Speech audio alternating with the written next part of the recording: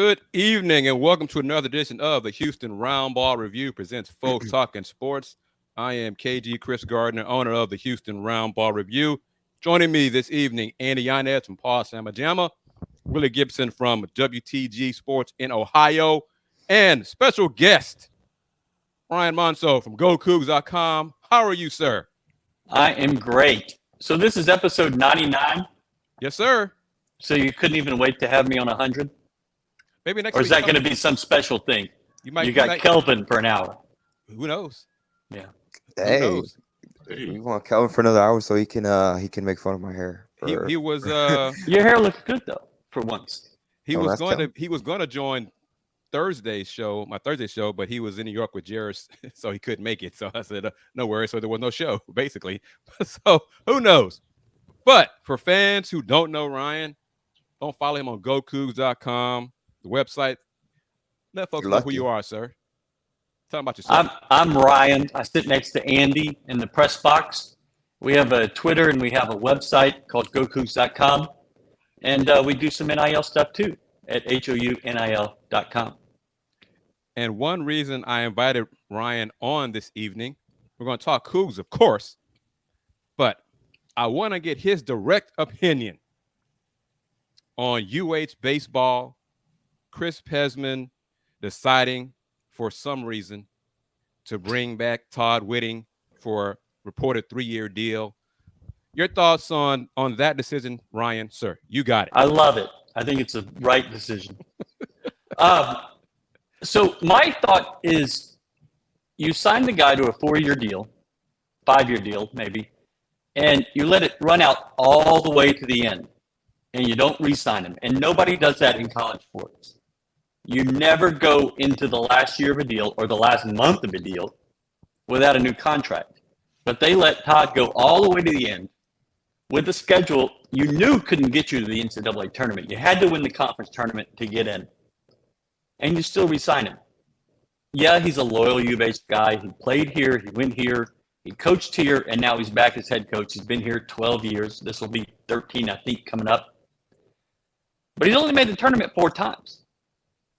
And that is not... When was the last time, Ryan? When was the last time? It was 2018. They hosted a regional with Iowa and Baylor and somebody else. And lost to Iowa, I believe. But didn't make it in 2019. Canceled 2020. 2021, maybe the worst team U of H has ever had. Didn't make it last year. Didn't make it this year. And with the talent that is in this town, that should never, ever happen. You should never miss 4 tournaments in a row. You should never miss 2, frankly. The other thing that is strange to me is that I have talked to people in the college game, coaches, head coaches, and I've been, a lot of people had interest in this job. A lot of people were kind of sniffing around. Guys that have coached on World Series teams in the last 2 or 3 years.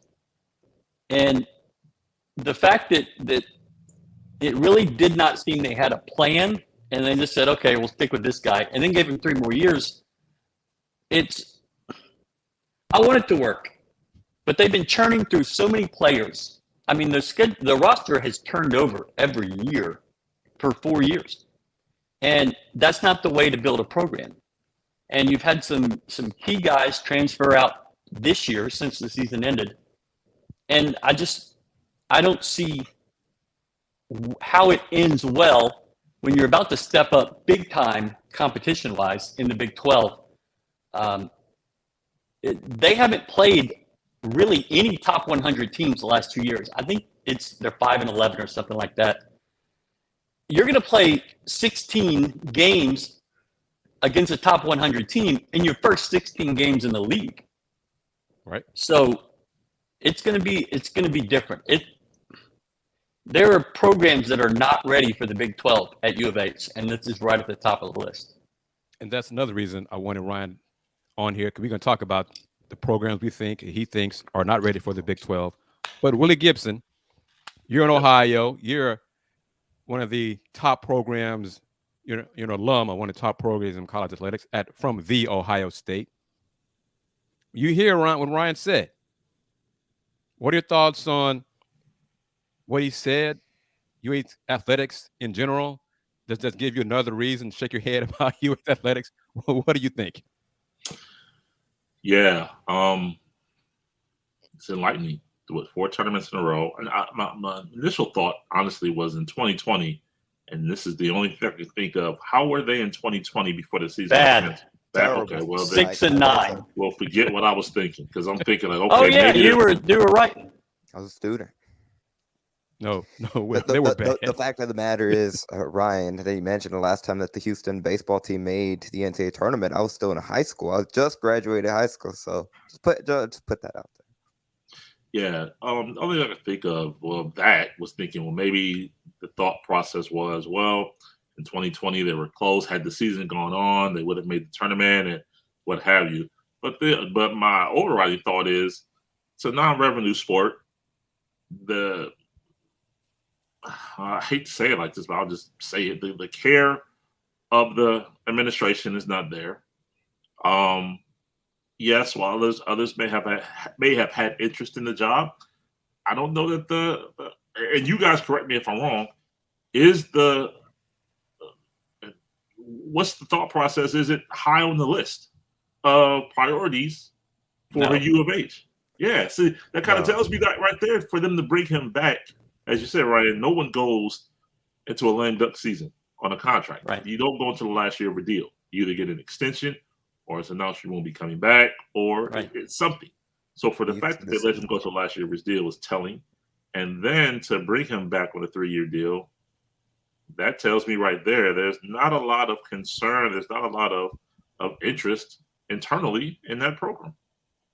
And let me say, Andy, before you jump in, there are parallels with baseball, UH baseball, and UH women's basketball. Took the words right out of my mouth. Exactly what I was going to say. Coach Huey, similar situation contract-wise. Hell, well, they brought him back. They gave him an extension to his contract. He hasn't been to the tournament yet in his time as head coach at UH. Athletics doesn't care about women's hoops. Ryan and Andy, I'm going to ask you, which UH sports do you believe the administration cares about? Football and men's basketball. And men's basketball has been, obviously, that's been the premier program at the university the last few years, going back to, ironically, 2018, 2019, that era when it really began to take off. But going back to the baseball standpoint, and Khris, the comparison that you put with women's basketball, it was a quote, I believe it was on the Houston Chronicle, and I believe it's Chris Pesman that said it, that he felt that the program is closer to being good than it is being bad. Yeah. That was the quote. Well, he said really good and really bad. Correct. So there's 305 teams that play baseball. Talking 10%, so top 30 teams, bottom 30 teams. Well, what is that even saying? You're closer. I mean, I hope you're closer to the top 10% than the bottom 10%. But it's not like overwhelmingly closer. Your RPI is outside the top 100.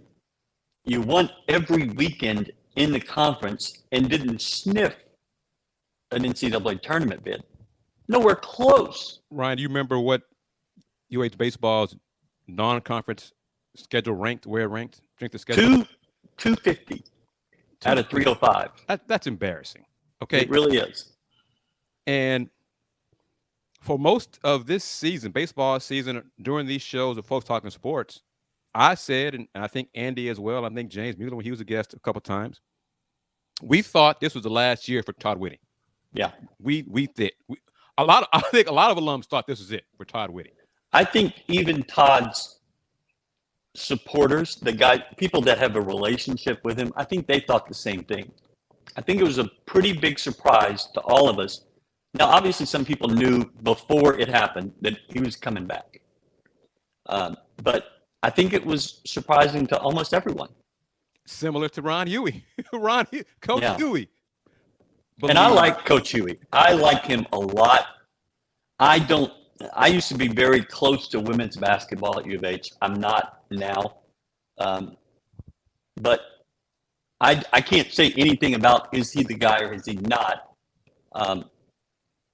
they had a rough year this year in really close games, if I'm correct.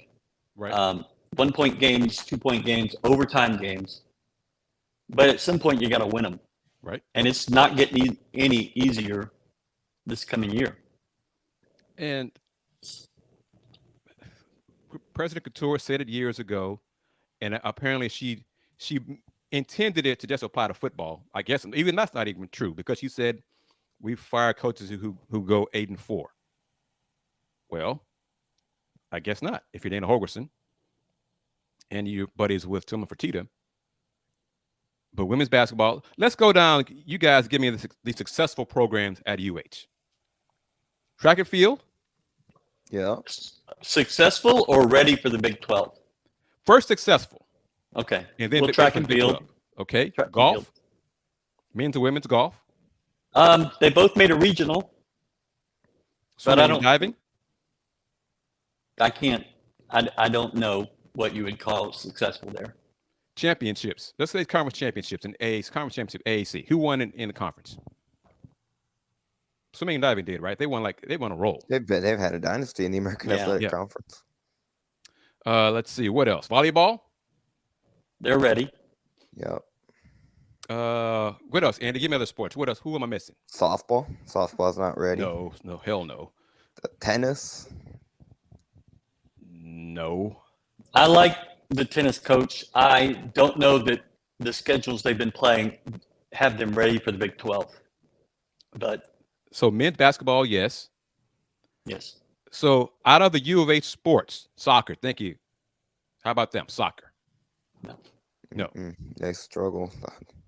Okay, and see, we're getting it. This is a comment from an alum.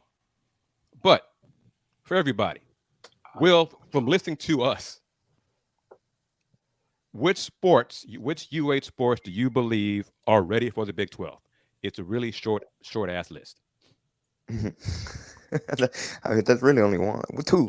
Men's basketball. Two. Men's basketball and volleyball.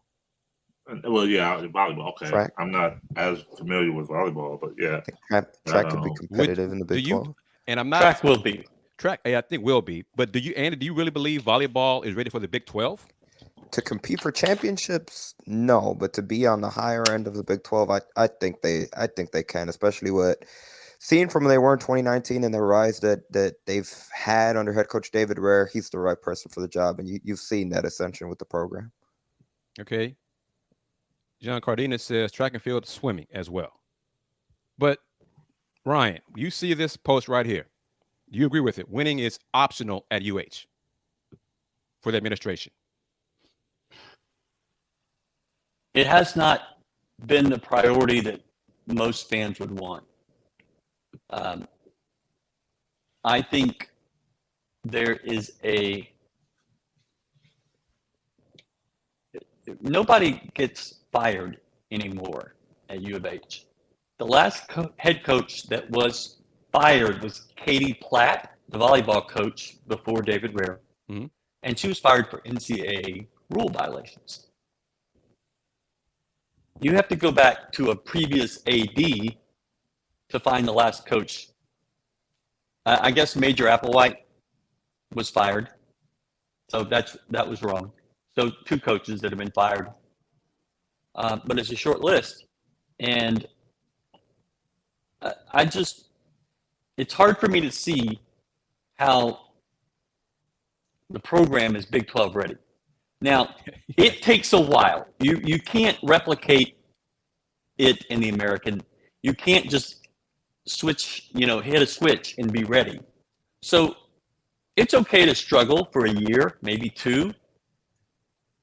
This first year, schedule-wise in football, is so set up with the home games, the not leaving the state but twice.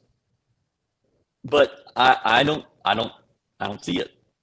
Maybe I'm wrong, but I don't see it. I think if you struggle at quarterback and you struggle on the offensive line, it's going to be a hard year. Andy, I think you got a chance to vote for the Big 12. I don't know, Ryan, you get a chance to vote for the Big 12 awards. Where'd you put UH in your poll?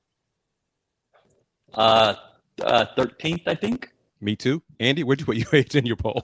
I absentee. I did not vote, but definitely be towards the bottom if I had voted. So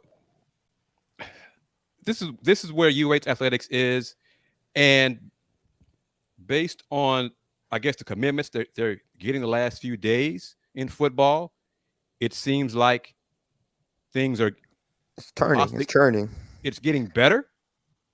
Will are getting, heck, this surprised me, and I'm not sure. Well, I'm not even gonna say all that. I forgot his name, but the young man from Shadow Creek, who initially committed to LSU football. I saw that. Changed his mind and now committed to UH football. That says something. I'm not sure what it's saying. It says something because LSU, the Jello shot capital of college sports, they got money, and they're not afraid to spend it on damn near anything. Maurice Williams, thank you, Mr. Tran. So for him to change his mind from LSU to stay in Houston, that seems pretty impressive to me. What do you think, Will and Andy Ryan? I'd like to let Ryan go first because I don't know about that comment by Norbert. Houston can't compete with LSU when it comes to that. Agree. No, that's what I think. Yeah. But Ryan, long term, like if you go down a list of commitments, no. But this guy's a Houston guy, Pearland. His mother wanted him close. He was a commit to LSU for a year. He came in last weekend to Houston for a visit and didn't tell the coaches at LSU. And that's how the relationship unraveled. That makes sense. And which is fine from his point of view because I think he was starting to tilt towards Houston, and it kind of just pushed him. So if you're talking like line guys up, LSU, U of H, no, you're not in that conversation.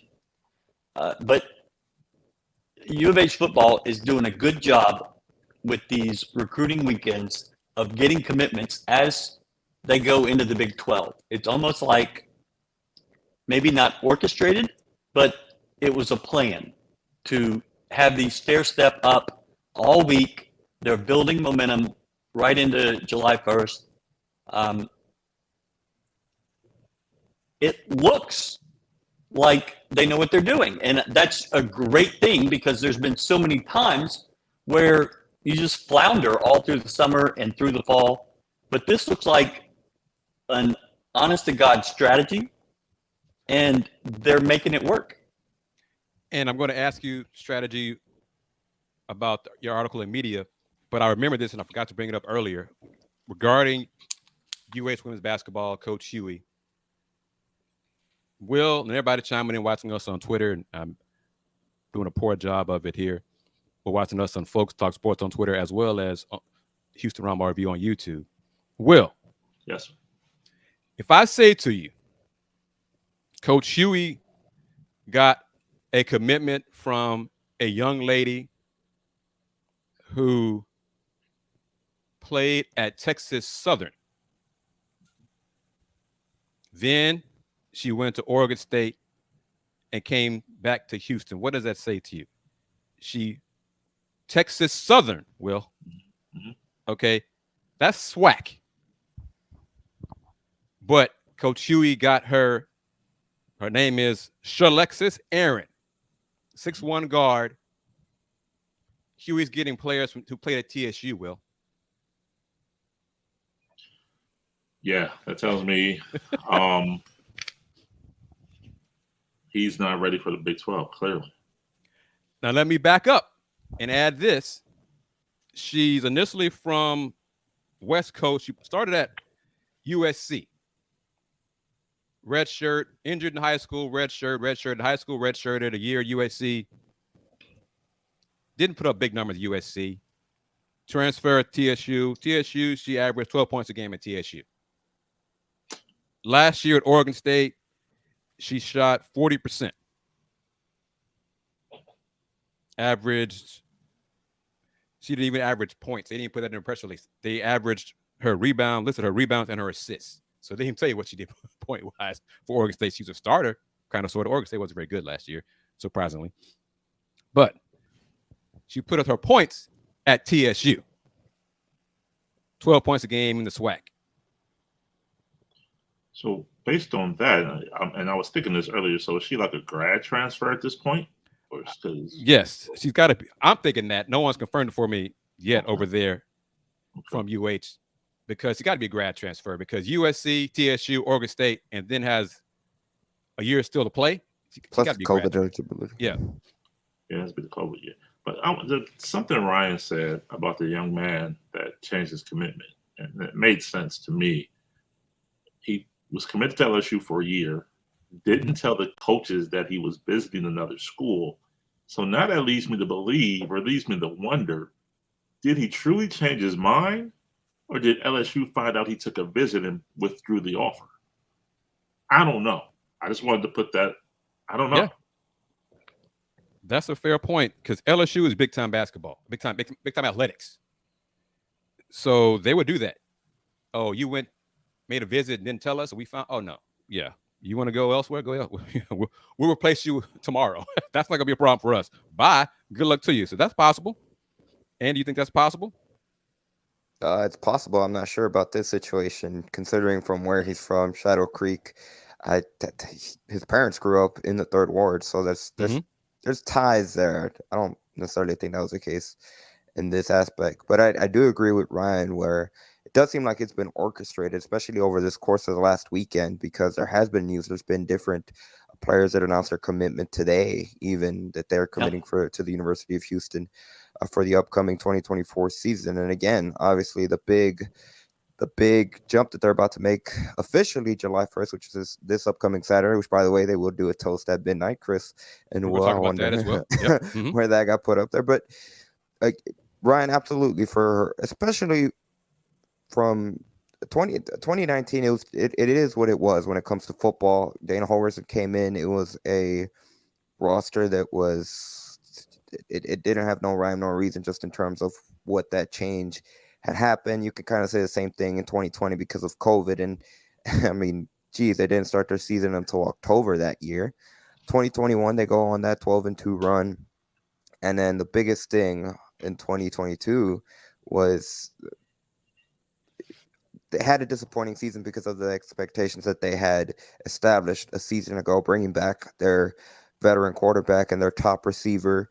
And not to sound like I'm a Dana Holgorsen apologist, but when you backtrack, look at the season, they did have a lot of bad breaks, and then they certainly had a lot of injuries. Now, granted, when they were healthy, specifically that Texas Tech game, 4th and 20. I've been saying that since that game happened. The 4th and 20, you get that stop, you win the game, and maybe it's a completely different season, because at that point they would have gone to Kansas and it would have been 2-0 versus 2-0, and who knows how that matchup goes.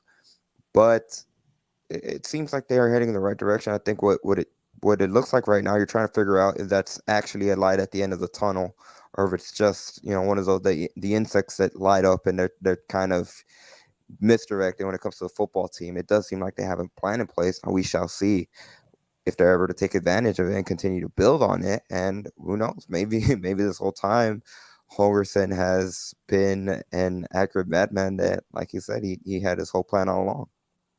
They got a commitment today from Caleb Thomas, 6'3", 6'4", tight end from North Shore High School. North Shore High School is local. A football factory here in the Houston area. Will it is that program competes for state championships like every year. Okay, but one of the things, and Ryan, I want to get your thoughts on this. Is you and all three of you. I watched highlights of Caleb Thomas today. Everybody's got the highlight reel. North Shore offensive coordinators, whatever. North Shore's probably got, staff. They're a big time program. They lined him up, moved him all over the place on offense. They had him on the line to block. They had him in the backfield to block, run in the flat. They lined him up wide. This is a tight end, Will. Ryan, Andy, Dana doesn't do that much moving of his tight ends in his offense. Does he? He does some pre-snap stuff, but it's mainly for blocking purposes. not necessarily for route running. But don't get hung up on a huddle highlight reel. Everybody can look good for 8 plays. Oh, sure. The highlight part is not the issue. Okay. The way he lined up in terms of his offensive sets, that was like, wow, he does a lot of movement, different lineups, and that's what he's going to get here at Houston. I don't know if he's getting himself into. That was my thought process. You also got to factor in for the past 2 seasons. I mean, Christian Trahan was one of their big tight ends that they had, and he had been battling injury a good portion of last season. So different situations, 2 different type of players. A good coaching staff, goes with the player. So maybe they'll again, it could be a whole different new talent, different schemes for tight ends. So I think that's wait and see. Get the talent here and then utilize. That's the biggest thing. I don't necessarily know about high school fit and what they do. We'll see, because there were too many games where Christian Trahan was a no-show. He disappeared. It was like he wasn't even in the offense. He was on the field, but the ball never went his way. And I was like, he used to be an offensive threat, and now he's like a decoy or even an afterthought. So that was a concern there. But go ahead, Ryan. What are you going to say, Andy? No, I was going to ask Ryan a question, because I know that they were mentioning that he was dealing with something over the season. But was it injury, or was it something unrelated to an injury, or like physical or maybe personal? I think there was a personal thing. I think there was an injury. And also, you lost your best running back. And so with the offensive line issues, they kept him in to block quite a bit. So I wouldn't read too much into the Trahan thing. Matt Burns played a good bit at tight end. He's going to be the guy there this year. Can we jump back, though, to the TSU talk? Yes. Because talking to guys over the last couple of weeks, they are really excited about a kid named Isaiah Hamilton, who actually came from TSU. He transferred in from TSU. He's, I think he's a DB, and the guys that I've talked to are really excited about how he has looked. No clue how that transfers into the fall, but they're very happy with him. Golf, their best player transferred in from Arkansas Tech. You may not even know that school exists. I did not. But it does. And they actually have really good D2 golf. And if y'all do a D2 golf podcast, bring me back. I am ready. But Santiago De La Fuente came from Arkansas Tech and had just an amazing run this year. 3rd team All-American, I believe. So talent can happen anywhere. Talent can be developed, and the light can turn on anywhere. And sometimes it happens here. Nathaniel Dell was not recruited thinking he was going to go make the impact that he had, or, get into the NFL and have an opportunity there. It just, sometimes the light comes on. Agreed. But my response to that is just an indication that I don't have a lot of faith and confidence in Coach Huey to develop talent. Well, there could be that too. So, I'm consistent on that. Prove me wrong, please. But a question from an in-orbiter. Your thoughts on this? Were all of TCU's nonprofit athletic programs competitive when they made the move to the Big 12? No. Baseball was, I believe. It was right before they really took off. Basketball never really did anything, and I can't speak to other sports. They had a pretty good run with women's basketball, but it may have ended by then. Yeah, I think it did, yeah. But TCU, Jeff Mitty was their coach. TCU struggled right at the beginning. I mean, they were winning 11 games a year in the Mountain West and Conference USA, and they got to the Big 12, and it's just a different game. But they took it on the right way, and they got good fast. And so that would be a great model for U of H to go after. What TCU did, we'll see. And you wrote an article earlier, a few days ago, talking about the difference in media acceptance, or I wouldn't go that far. But help me out here. You phrase it as a way that the coaches are finally talking to the media, being more media. So coaches are starting to. It looks like a multi-pronged attack here. So communications, the 80s office, everybody is pushing on a couple different fronts. Number one, they're reaching out to friendly media and doing interviews. Dana went on a podcast, Scott and Holman. I believe Todd Whiting is going on that same podcast soon. Pesman is going to sit this week for interviews with the Daily Cougar, with the Chronicle, with other people. And so they're really starting to it was told to me that they believe Kelvin Sampson is the gold standard. And that's true. Kelvin is the most media-friendly coach I've ever seen in my entire life. And as his team moved up the rung, he became more available, not less. A lot of coaches, when they start seeing more success, they'll pull back. Kelvin went the other way. And that is helping this program. Maybe everybody is figuring it out. They were slow to figure out that basketball can be a tent pole. And maybe they're going to figure this out as well. So I've been dealing with this for my first time on press row. Khris, you were sitting there, much, much younger Khris, but you were sitting there. Did you have hair? No, it's not that long ago.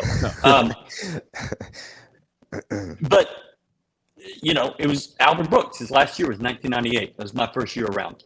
And those guys were not near as media friendly, but they're certainly more than what we've seen the last 5 years since Tom Herman left. And what I can say is that it looks like they're moving in the right direction. Now, once you start playing games, is it the same? I don't know. But they did a media day this week for 25 guys, 25 players came in. We sat in a big room and everybody talked. And you just go and talk to whoever you wanted. Like normally back in the day, you would do in a locker room. They'd open the doors up and you just go talk to whoever you want. That doesn't happen now. It's never coming back, and that's fine. But this was a good opportunity for me to learn a lot about a bunch of different guys, see some personality, and really get them in situations that we've seen basketball players in at U of H, where they show their personality and their humor. And I think that's the way to get people more excited, is to start seeing the personal side with players, with coaches, rather than just the buttoned up, no answers that you get most of the time. Yep. And to that, I'm not sure if you're referencing this, you said earlier, but this Thursday, the 29th, in addition to Pesman, that some coaches will be available. They're having Will from 11 to 1, basically like a media athletics availability. Yeah. And they're going to serve lunch. So I'm going to be there for that. So it's an example of them talking to the media and giving more opportunities for the media, for the coaches to speak to the media, and not just to chronicle the non-traditional outlets like GoCougs.com, Pawd Slama Jama, Houston Roundball Review. It's about time. It's good to see. But Will, I'm going to be kind of picky. I'm glad it's happening. I wonder if this is coming from a higher place, and that is Brett Yormark in the Big 12, because he said for a while he would like to have more media access to the players and get to know them better and tell their stories. How about that, Will? It's possible. It's possible, absolutely. I mean, like I said, you guys are on the ground in Houston, so I lean to you on that front. But absolutely, it definitely sounds as though, based on the fact that the Big 12 is coming, Saturday, 6 days from now. So that could be a direct correlation, absolutely. Well, I still get those emails when I saw that they're going to have multiple players and not 3 or 4 select student athletes for the football team. I couldn't believe it, because since 2019 that I had been around covering the program, they had never done that. Never. And it was even before COVID. So that again, absolutely, that's definitely a change in the right direction. Even the event that they had last Thursday they had it at Santa Fe, and they had Kelvin, all the different coaches. They're talking basically. It was an event I believe it was for a Cougar Pride event that they were trying to build support for the upcoming move to the Big 12, and that's something that, whether it is because they are making that jump to the Big 12 and they're trying just to rally support and most importantly, rally support from a financial standpoint as they go into the move. But specifically, even again, like Ryan mentioned, for football availability the last couple of seasons, and not counting COVID because everything was through Zoom then, but just look at it this season. We've talked about it multiple times throughout on this show, Khris, where Monday was 15 minutes of Dana Holgorsen.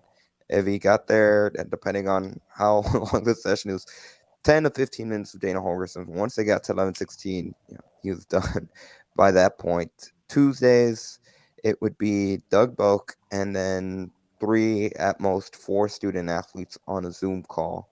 And for the most part, that was it. And the radio show that they did on Thursday. That's all the availability they had.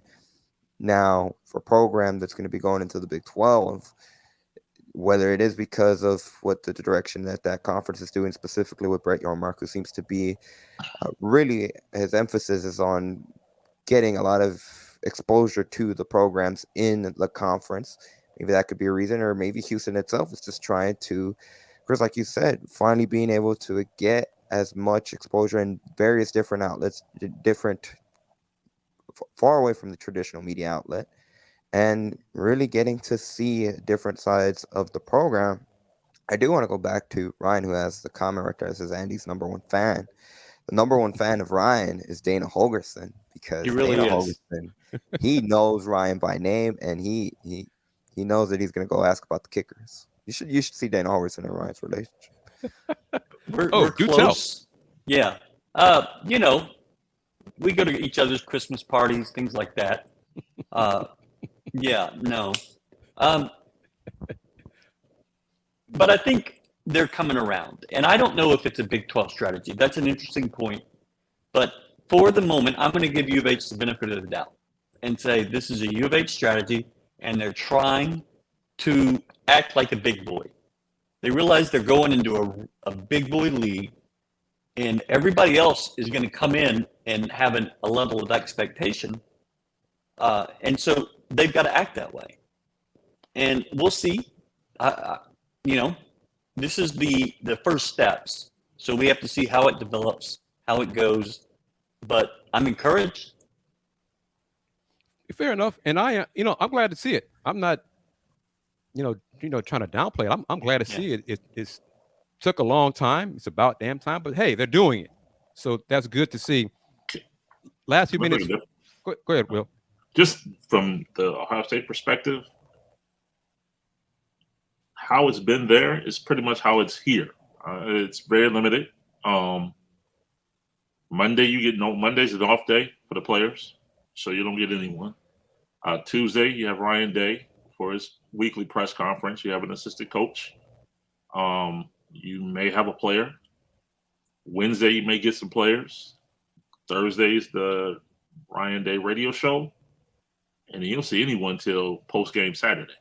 And Saturday, it's the presser post-game. You bring up the quarterback, the selected players, and then everyone else is in the recruiting room. That's the kind of the round robin that you would get post-game. But that for football, that's pretty much it. That is it. So for football, UH, that doesn't. We didn't have that. There was no round robin after football games to talk to players, was there? Has there been that opportunity? I haven't seen it since early Art Briles, I think. We would go into the locker room during Helton and Demo and had access to everybody.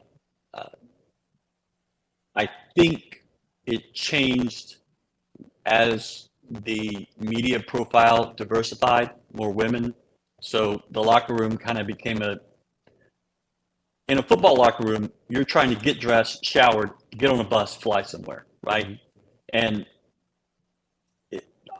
it may not be diversification. It might be some other reason. And coaches just are generally less interested in having you around their players now. Yeah. And Kelvin is different. It give you access to anybody you want almost every single day. And so I don't know if it's programs see other programs doing something and they think that's what we should do. That's what Alabama's doing, or LSU, or Ohio State. And so maybe that's it. I know at Texas there's a little bit more. At A&M there's a little bit more. And so we'll see where U of H falls for this upcoming year. Last few minutes with you, Ryan. I want to get your thoughts on Andy touched on it earlier in the show about, what is it, a champagne toast or something at midnight? At midnight, they're gonna live stream it. I'm guessing they're gonna live streaming on the UH Content Solutions account, which, by the way, it's I hope it's longer than 4 minutes that they have for the live stream.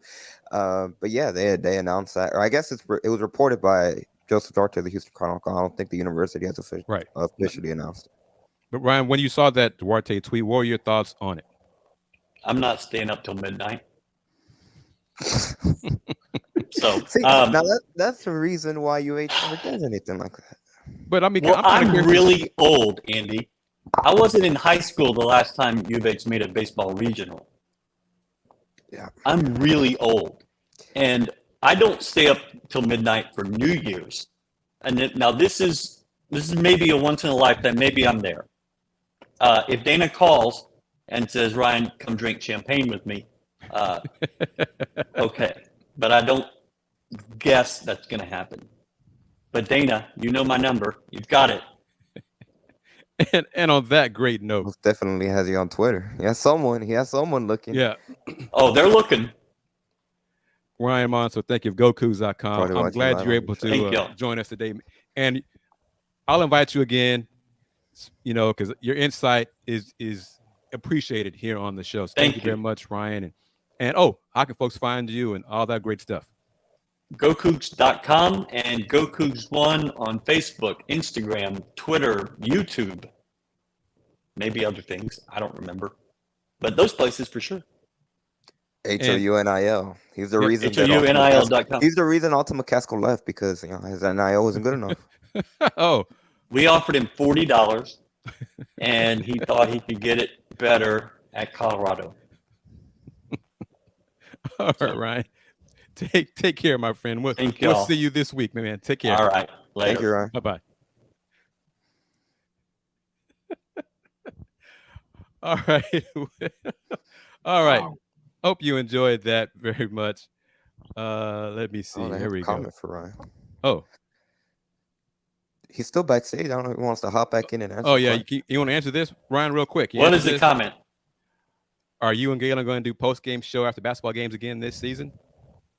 So here's the thing. If Galen is playing somewhere, it's hard. Yep. Galen has a desire to play, and he has the ability, and he should. And if we're able to do it 100%, because that guy knows more basketball and more Kelvin Sampson basketball than anybody. And I'll bring him to practice sometimes, or he'll bring me to practice. And when I can corral him, when I can get him to sit down and just chain him to a chair, he'll just tell me, he'll show me things, he'll point out things that no one has ever pointed out to me. He's brilliant. He's a little hard to contain, but if we can get it done, we'll 100% do it, because it was such a learning experience for me, and I think it was for other people. Okay, now I can leave. Now you can leave. Right. Yeah. Well, okay. I just know that if you're on the road, you're going to be, I guess you don't have to go to Dickies Arena anymore, but you're going to be trying to find a spot that has good connection. Arena. No, we'll figure it out. Get a hard line or something. Take care, Ryan. Oh, man. Okay, that was great. Willy Gibson.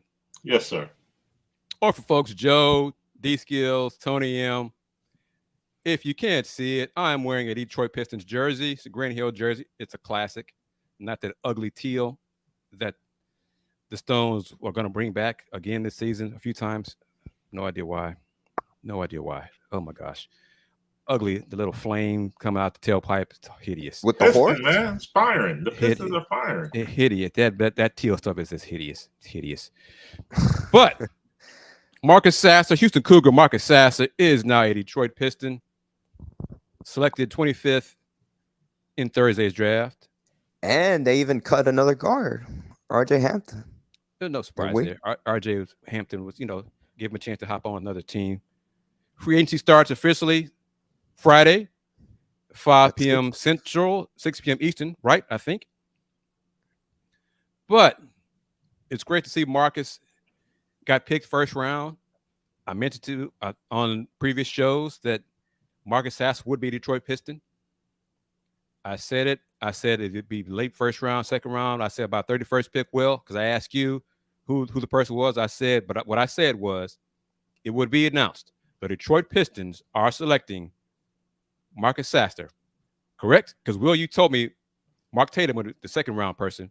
Yes. But I put it out there that Marcus Sasser would be a Detroit Piston, and he is now a Detroit Piston. Salute to Jarace Walker. In the first round. Is an Indiana Pacer. 2 Cougs drafted in the first round for the first time since 1984. Hakeem Olajuwon and Michael Young. Michael Young went to the Celtics way back when, long time ago. So it's a great. I got text messages from alums. Man, how about the job that Coach Sampson's done? How far the program's come? Got 2 guys drafted in the first round. Yep. It's amazing in the program, and Marcus said it. And Joe's comment too. Yep. And who was it? I think it was Nolan Smith. Oh, yeah. Was Nolan referring to Houston? What his dig? Sounded a little shadish. Yeah, because he was like, the draft, NBA draft night is for the players. I would not be there at the draft unless my player invited me to be there. So it's about the players, not the program. Nolan, do you really think Kelvin Sampson would have been there in Brooklyn at Barclays Center if Jarace Walker would not invite him to be there? Seriously, do you really believe that? He just show up randomly? He gave him a hug when he got his name called, and then he went back when Marcus Sasser got called to join Quantas White and Kelvin Sampson. Nolan, don't hate. Because where is he now? Where is Nolan now? Louisville. Yeah, Nolan, hey, man. Do what you got to do to build him back up. It's not Houston's problem if you ain't got nobody in the first round. And 2 picks in the first round, that's not Houston's fault. I mean, and that's being objective. When he said that, because Marcus wasn't there. I'm not sure where Marcus was. He did his media session. He was somewhere in Houston. But Jarace, in his 1 year with the program, invited Coach Sampson to be there. And I know, how I know? Because Coach Sampson told me because Jarace invited me, Khris, I'm going to be with Jarace. I said, Coach, I understand, because I invited him to be on the show on the lunch break. And he said, I can't make it, Khris. So, come on, y'all going to hate on folks. But anyway,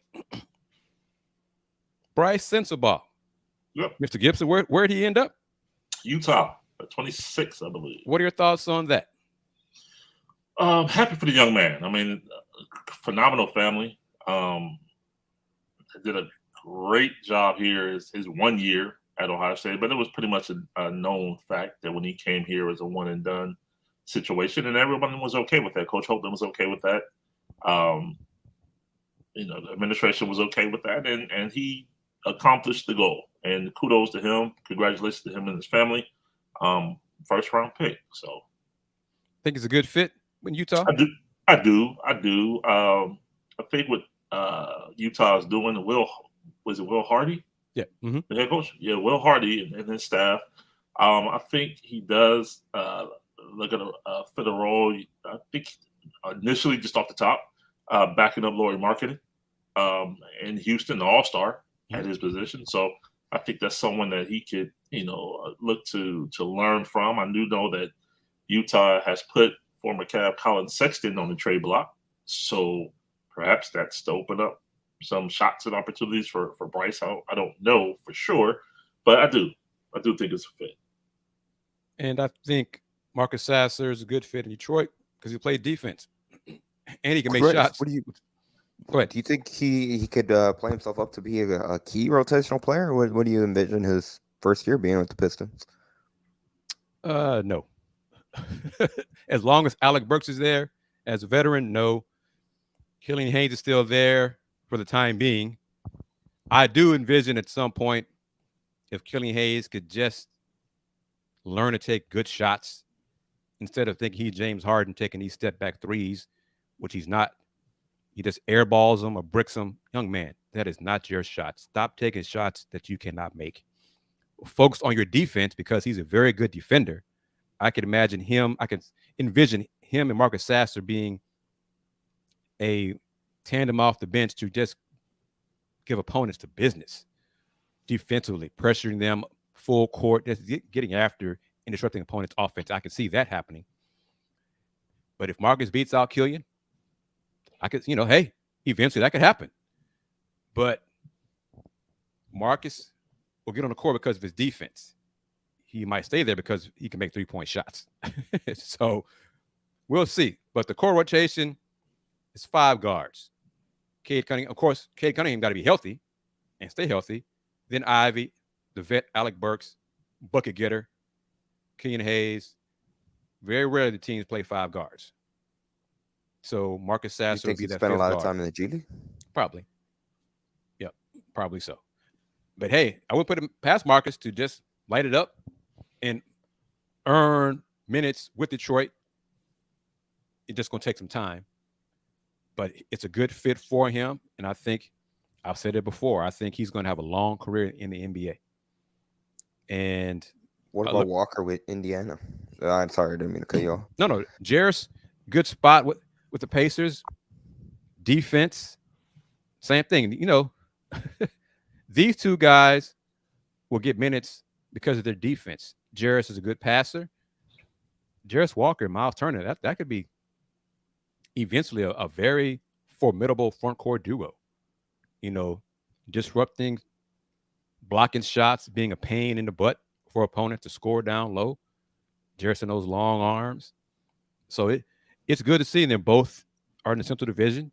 So Jarace and Marcus, their teams will play each other I think 4 times a year. So it's good for both of them, and I wish them both the best of luck in their NBA careers. The grind is taking another step. Don't be satisfied that you made it to the NBA. The next step of your hoops career begins, and it's time to get after it. But this thought, gentlemen, from Steven Fernandez. I know he's being funny, but Cam Whitmore, just want to talk about Cam Whitmore. I haven't seen it. I don't know if it's just on Twitter or if it's on other social media or whatever, but followers and family of the Let's Talk Houston Rockets said Saturday, last night, June 24th, they were referring to some Cam Whitmore and vape issues.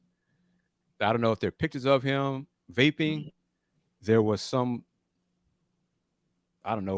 Twitter tweet that Cam stopped a workout, an NBA pre-draft workout, and went out to vape. Hey, I didn't see it. Not confirmed. That's it's not confirmed. I'm not going to talk about stuff like that, But my issue is, be a shame if it's true. That's where I'm going. He fell to 20 because he was top 4, top 5, and then Monday, Tuesday, he started dropping down in the draft, and I didn't know why.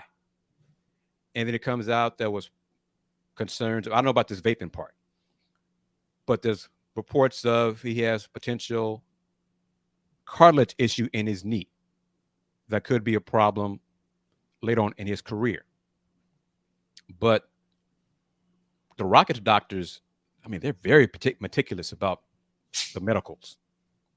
Andy, all the guys, the NBA guys, The draftable guys went to Chicago, went through all the medical, being poked and prodded. No red flags in regarding Cam Whitmore. So what the hell?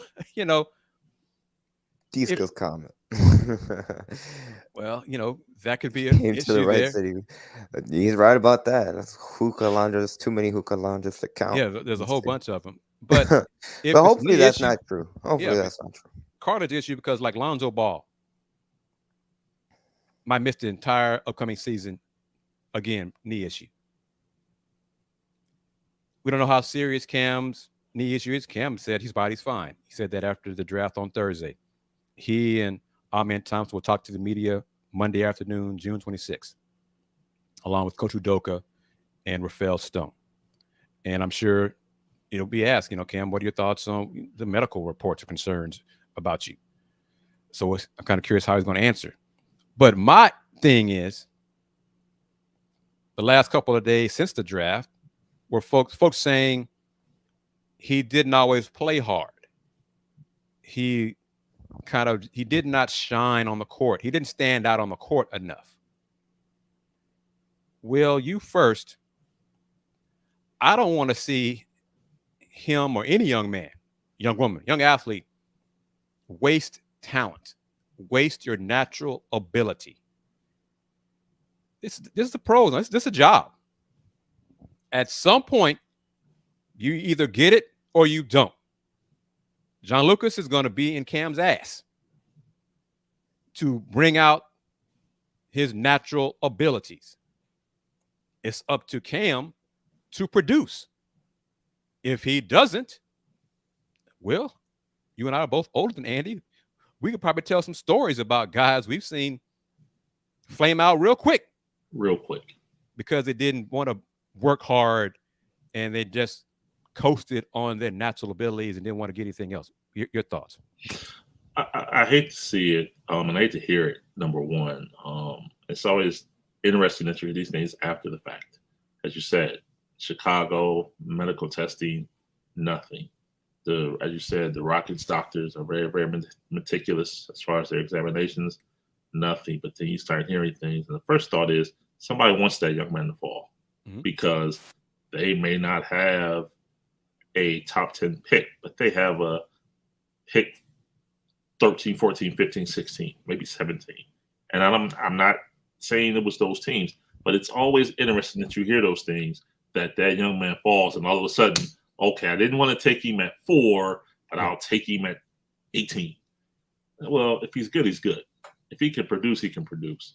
And to hear the things after the draft as far as him and those alleged situations, it's unfortunate. It's unfortunate that, okay, he didn't play hard. Well, I don't know. I mean, it's got to be something. It's got to be something because there was legitimate conversations about the Rockets taking him at number 4 leading up to the draft. Yeah, Rafael said they were thinking about trading up to get him because they thought he'd be, up there at 6 or 7.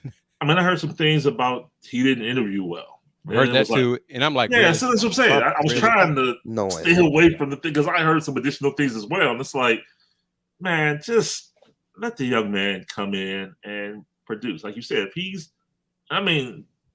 put on the tape. Put on the tape. Now, if there's some legitimate off-court issues, then by all means, absolutely. But if this is just a scenario where people are just throwing stuff out there to besmirch the young man's character, I have a problem. Yeah, Andy, what were you going to say? No, I was just going to say for him to fall again, projected leading up to the draft, definitely it seemed like he was going to be a consensus top 10 pick. For all intents and purposes, leading up to the draft. And then when he fell out of the top 10, I was like, well, okay, maybe he'll be a late lottery pick. Still there at 15, 16, 17. And when he fell all the way to 20 again, it was just shocking. Shocking is the biggest thing, but it certainly seemed like out of all the teams leading up to the draft, the Rockets certainly had an eye on him, and they certainly liked him as a prospect leading in. So hopefully whatever that concern is, whether it's because of physical ability, whether it is like Kris, you mentioned, potential cartilage issues, or if it's off the court stuff. Hopefully, it's not something that really hinders him from reaching his ceiling, whatever that is, because he does have a lot of potential, especially when it comes to, again, heading into a draft, what he was able to do at Villanova. Certainly seems like, from a talent perspective, he could have very easily been a top 10 pick. And I'm putting it up on the screen. Folks who are watching, who are listening later on audio platforms. J-Mon comment, John Hollinger, I believe that's Hollinger's first name, John, with The Athletic, said that one insider said Cam was, quote, comatose during an interview. No. Can I say something to that? Yeah. Go ahead, Kris. No, you go ahead, Will, because I got some response to that too. Go ahead. Yeah, because from what I understand, I've also heard he's a very reserved, yes, for lack of a better term, shy young man. And okay, one man's comatose is one man's introvert. Right. So that stuff, that's the kind of stuff I'm talking about. Yeah, he might have anxiety issues when it comes to interviews. Yes. He's 18 years old. He seemed fine talking to KPRC 1002's Ari Alexander when he was working out at the Fertitta Center over the last weekend. He didn't seem to have any problems talking to him on camera. Could be different people, don't know how to connect with him, don't know how to relate to him. He don't know how to make him feel comfortable. But some teams make excuses to not pick players. Yep. Okay? They make up their minds, and then that's it. They're done. They move on. So interviews, Andy, Will, I'm going to say this. How you interview, what does it have to do with how you play? Okay? Because if you are an introvert, if you don't like to talk, if you stutter, if you have any other, any of those issues, my organization will help you overcome those issues, overcome those struggles. If you don't want to do that, help that young man, then don't pick him. So apparently 10 teams, whatever it was who were left, teams had multiple picks, opted not to pick him. Rockets got him. So if that is an issue, that's fixable. Now, if he has an other issue, puff, we can help him overcome that too. But it's up to him to leave that stuff alone, because that will impact your career and cut it short with the quickness. If you don't think so, mess around and find out. And I was going to say another word, but mess around and find out. There you go. Okay? So I wish him the best.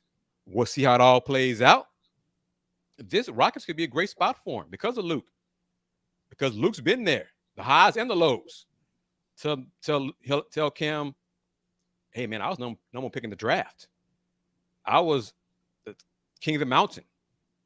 And I messed it up because I couldn't leave stuff alone. So now I'm helping other people overcome their struggles, their addictions, whatever that addiction may be. So if you have a problem, I can help you with that too. So if that's what it is, Luke can help him with that. It's a great city for it to help him overcome that. I want the best for him. I hope he does. I hope Cam wants the best for himself too. Summer League, and last thing, let me put it up. If I can put it up. This is the Rocket Summer League schedule. But I know you guys are just marking your calendars. Y'all are excited. Y'all are just it's a shame they didn't play in San Antonio. That Summer League is announced. Well, I know you're just going to watch every game. Oh, you already know. That the Cavs are playing. I'm putting this up for Rocket fans, those diehard fans who want to watch. But, fellas. Ooh, that's Sunday, July 9th. Kris, are we going to have FTS that day? Yeah. Hell yeah. 6 p.m. Detroit versus Houston. Yeah. Because by the time we do our show at 6 p.m., the part I care about will be over. So, whatever. But, yeah, we're going to have a show. It's Summer League. That's all it is. I don't care. I won't care if I'm in Shines in July. Don't care. If he struggles in July, won't bother me any. Won't care if Marcus struggles in July. Won't care if also struggles in July. I won't freak out if Victor struggles the one game he plays. And other folks say, see, I told you he couldn't play. Oh, they were saying it yesterday when he was shooting jumpers in his, like, man, stop. He can't hit a jumper. Folks, haters going to hate. You're just going to find something wrong. But last thing, I touched on it before we started the show. I want to get you guys' thoughts on it. Are either one of you or both of you ready to proclaim the Denver Nuggets as the next dynasty in the NBA? No. Why not, Mr. Gibson? They won one. Let's let them celebrate that one. Re-sign your free agents. Brucey B. Is Brucey B coming back? Rocket fans want Bruce Brown. That's what I'm saying. So, yeah, exactly. Bring the team back. Keep your team intact. So, yeah, it's that point in the summer. They said the same thing about the Milwaukee Bucks in 2021. Look at that. They have struggled in the postseason, struggled to even get close to the finals over the course of the last 2 seasons. It's not easy. Joe Mendez with a great statement. In the real world, first impressions are everything, but in the sports world, is what can you do on the court? Agree. Summer League trivia for you. Andy and Will. Mm-hmm. Who won Summer League last year? NBA Summer League. Wow, great question. Portland? Yep. I know in 2016, it was the Los Angeles Lakers. It's the only fun fact. That's the only Summer League champion I know. But the Blazers won it last year, and they didn't make the playoffs. You know how I remember that? You know why I remember that? Why? Please tell me why. I thought it was ridiculous that they got on rings. Oh, that's right. Got rings. Like, what? Yeah. So, my goodness, man. If the Rockets win the Summer League, I hope Tillman does do it, but I don't want Rocket fans to say, we're getting a ring, baby. We're getting the Summer League ring. Please. Please. But on that note, we talked about it. We joked about it. Do we have any more ideas to toss off for UH Athletics regarding the promotion they need to do for the Big 12 launch? Have a countdown timer, make it like if it's New Year's Eve, and just pop the champagne, pop like that. You know what? They should line up TDECU Stadium like if it was the Super Bowl and just start popping fireworks once it hits midnight. The fact that they're not having something on campus is, I don't know. You heard Ryan, it's late. No, I'm not talking about midnight. I'm talking like Saturday morning. Details to come. You never know, Chris. Well, yeah, okay. We're thinking positive today, Will. We're very positive today. Andy's was Mr. Positivity in today's Folks Talking Sports. Hindsight. There's a light at the end of the tunnel. We got to see if it's those light bugs or if it's actually sunlight. Is it a train, though? No, so we'll see. Because next Sunday we can talk about Saturday. We'll have a lot to talk about next Sunday on FTS because we'll get an idea. We'll have an idea of NBA free agents. Yeah. Because teams can make offers. We know James Harden's back with the Rockets. Yeah. The moment it's 6 p.m. Eastern time, 5 p.m. Central time. When teams are supposed to talk to free agents. Yeah. And you have all these deals closing at 5 p.m. exactly. So at 6:01 Eastern when deals start to be announced. Like, really? Yeah. Imagine that. How I thought, it is only talk. Oh, yeah. Okay. But that'll be something. Recently. Yeah. Minnesota. Nas Reed got a good bag for him. 3 years, $42 million. Nice one, especially being undrafted. Salute to him. James Harden sounds like he's going to return to Philly to be with his enabler. Good. Daryl Morey. So, and I'm sticking with it more and more now. I'm more confident in it now. I'm referring to him as the enabler, Daryl Morey. So good luck there. Kind of curious to see what the Rockets do because they got to get to the floor, salary cap floor, and they got to spend at least $45 million.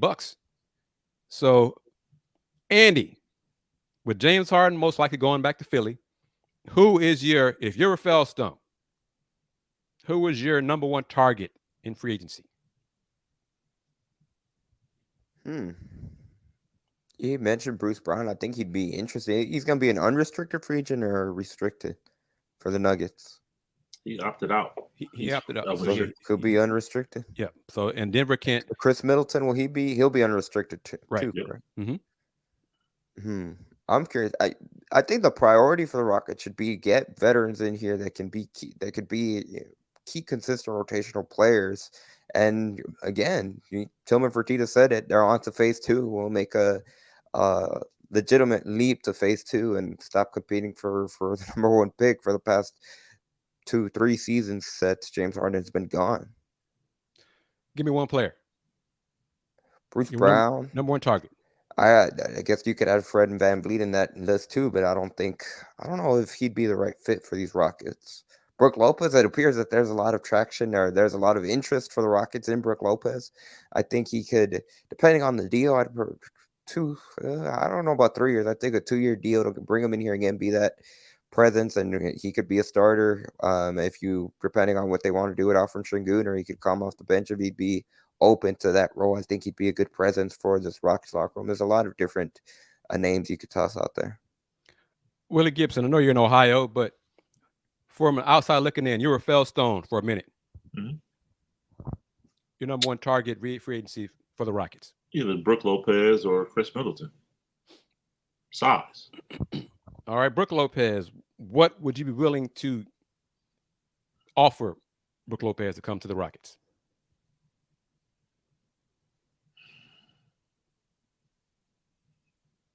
I would go for Brook Lopez, 18 to 20. How many years? Okay, let's go 2 years, 38. Split the difference. 2 years, 38. 19 per. Andy? Agree. That would be a good deal. 2 years, 39 million, in that range. 38 million. How about Robin Lopez? No, I've seen Robin. No, for Robin, at this point in his career, he costs less, that's for sure. Yeah, he'd be less, but what would he really add to the roster at this point in his career? Nothing. I saw Robin this year on the vet minimum in Cleveland. And he was overpaid? Yes. All up, Robin, all up. Khris Middleton, I think it would be an interesting signing. To me, I think he goes back to Milwaukee ultimately, in my opinion, but we'll see. But even to get Khris Middleton, I think that would be like a longer 4-year deal, maybe 3 to get him. So I'm not too sure if the Rockets are willing to spend that much at this point, but it'll be interesting. I think both guys will return to the Bucks, but I'm kind of curious what for either of you. I think the Rockets could overpay for Brook Lopez. Yeah, what offer would make you say no to Brook Lopez? Anything longer than 2 years for me. It's about the length more so than the money. If it's within 2 years or less, it's okay. When it was 2016 and it was that cap explosion, and they gave Ryan Anderson, what was it, 4 years, $50 million? Or was it Eric Gordon? Something along those lines. Like Ryan Anderson got 4 years, $80 million. Yeah, $80 million. Exactly. So don't do that. Don't give a long-term contract that's going to be overvalued over the long term, especially towards the latter end of that deal. I'd say 2-year minimum. And if you have to overpay a little bit to get them for, again, you have money to spend, I think you're more inclined to do so in this free agency term. 2 years, $50 million. I'd do that. If 2 years, short term. For who? Brook Lopez. 2 years, $50 million. 2 years. After one season doesn't work, you can find someone. Per? That's basically doubling what he got from the Bucks last year. It's $13 million. Yeah, nah. 2 years. It's 2 years. No, I'll give him a bump. 2 years, 38, 19 per, but 25? No. Brook Lopez? No. Okay. 2 years. Either way, either the 2 years, 38, 2 years, 50, whatever. And Brook Lopez decides to come to Houston. If you're talking to him in the negotiations, are you saying to him, Brook, you will be our starting 5? Absolutely. Andy? What do you do with Alfred Sengun off the bench? Yeah. Rocket fans lit me up last night for saying that, but they got into me on it. But yeah. It'd be interesting. That's why I do short term. I don't know about that. I think he'd be a good presence, but I think eventually you'd want Alfred Sengun to be the starter, not Brook Lopez. Well, eventually he would be. So you down to pay him $25 million to come off the bench? That's where I'm going. Andy, you got to spend money. These NBA players or these NBA teams spend a lot of money, so they move it around anytime. If you want him, when you add what he brings to the table, you like what he brings to the table, they're gonna overpay. So as long as it's not longer than 2 years. And Will and Andy was referenced last night on Let's Talk Houston Rockets again. Great point by the fans, but this one in particular, the Rockets have to pay that bad team tax, Will. Yeah. So to get a guy like Brook Lopez, they might have to overpay, or whoever to overpay. But if they want and do overpay for Brook Lopez, Khris Middleton, Bruce Brown, Kyle Kuzma. Oh, he wants 20 million. He wants 20 million. Jordan, he wants long term deal. Jordan Clarkson, Fred VanVleet, whoever. Fred VanVleet most likely, but if you overpay for a vet, are you telling that vet that you're overpaying? You're starting here. You're going to be a starter. I would think so. Andy, regardless who the vet is, I mean, clearly got to be somebody who started this past season. If it's Khris Middleton, you're starting. If it's a guy like Fred VanVleet, you're starting. I think Brook Lopez is a bit of an interesting just player because he's obviously towards the latter end of his career, and he's different. But if it's a guy like Fred VanVleet or Khris Middleton or even Bruce Brown, I think you can guarantee them a starting spot over, say, a Brook Lopez. I don't know if I want Bruce starting though. Yeah, I'm about to say Bruce is coming off the bench. He came off the bench for a championship team. But you would assume that you're going to bring him here. You're going to pay him a good amount to bring that veteran presence to be a. You'd imagine if you're going to pay for him, he'd be a starter. How old is Bruce Brown? He came off the bench in Brooklyn too, right? Yeah, Bruce is like 25. You know, he's a young dude. Yeah, he's he's not starting for him. But Brook Lopez is 35 years old. So Andy, even if he starts, Bruce will be 27 in August. Even if he starts over LP, he won't finish the game. True. Barring something, if he does, something's wrong with LP. So J-Mon's comment, Rocket fans didn't want to hear it. They were just like, LP, it's an insult to LP. LP should start. I'm like, if Brook is better in starting 5 than LP, then start Brook. I'm not. Again, I say this, and y'all know where I'm going with it. Y'all agree with me. We're not fans. Okay, so we're not coming from it from a fan perspective. Mm-hmm. So I'm not part of the Alperen Sengun fan club. I'm not here to make friends with LP. If he doesn't get the job done in practice, I'm not going to start him just because he's the best passing big man on the team. His defense stunk for a lot of last season. It got better toward the end of the season. But if Brook Lopez gives the team a better start because of his defense, he should start. Agreed? Agreed. Definitely. Coach Udoka, hey, LP, I need more from you, man. I'm expecting more from you. We need more from you defensively. Right now, not getting it done. So we need you to accept your role right now. But when I call you to come off the bench as the first big man, we need you to deliver. Be a pro. I got you, coach. And then I had a comment, I respond. So would you sit down Jalen Green if he didn't do well in practice? Yeah. I would say I wouldn't start him. But if he ain't getting it done, I'm not going to keep playing dudes who don't produce. If it's about accountability, Will, Andy, J-Mon, Tony, these kids, everybody else, I am hurting the team if I continue to play players, any sport, who don't produce simply because of where they were drafted or how much money they're getting paid. I'm trying to win. Okay? I'm not worried. Coach, you tell your people, your boys and friends, Coach hurt my feelings today in practice. I ain't worried about you, man. Are you trying to win or not? The goal is to win a championship. Is that not the ultimate goal? Yep. Yes, sir. So if that means Jalen Green had to sit down 2 minutes into the first quarter because he got lit up for first 4 possessions, he's going to sit down. Jabari, same thing. LP, same thing. Jay Shante, KJ Martin, whoever it is. Amen Thompson, whoever it is. Accountability. I'm pretty sure Ime sat down. The Jays, when they struggled, when they stunk, you got to hold these guys accountable, because if you don't, those bad habits will fester. And then they'll spread, and then you'll just become further and further away from winning the ultimate goal, and that's a championship. That's all I'm saying. Wrapping it up, great conversation. Salute to Ryan Monceaux from GoCoogs.com for joining us in the roughly first half of the show. Willy Gibson, you got the floor first. How can folks find you on social media, sir?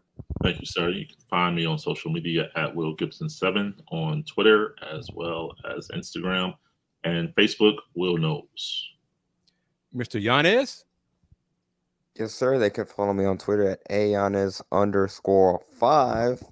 I'm wearing it right now. You can't really tell, but I'm wearing the new Let's Rage Coogs merch, which, Chris, if you can allow me the floor real quickly, I am going to plug it in. Just give me a second to pull it up.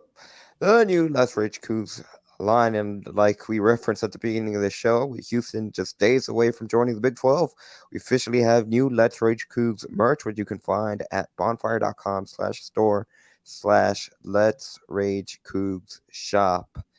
Once again, that's bonfire.com/store/Let's Rage Coogs shop. As always, Chris, thank you for allowing us to be a part of this platform and here at Folks Talking Sports.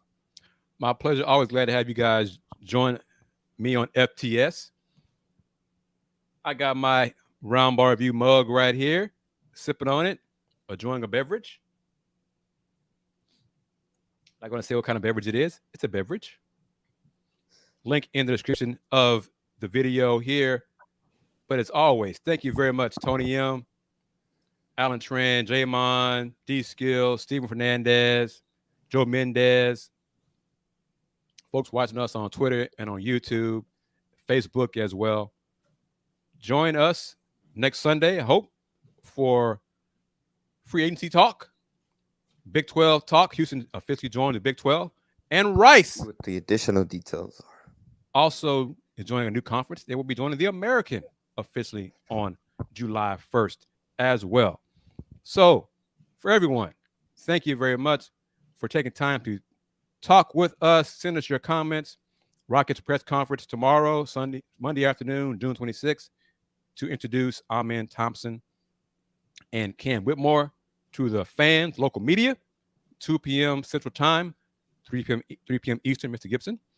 I assume it'll be on Rockets Twitter and Rockets.com.